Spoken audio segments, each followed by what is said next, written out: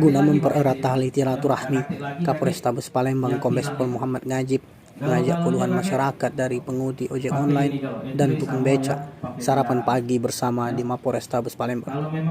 Pihaknya juga berpesan kepada masyarakat agar tertib berlalu lintas, jaga keamanan di lingkungan masing-masing, dan jangan takut untuk melaporkan dengan polisi jika terjadi gangguan Kamtibmas.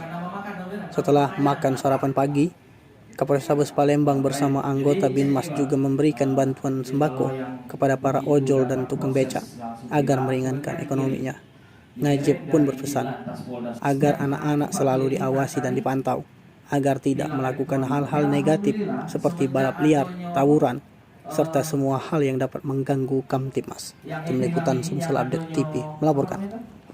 Kamera sekarang ini lah berkurang. Tidak lagi cak dulu. Dulu awal-awalnya sampai 1.000, 1.500.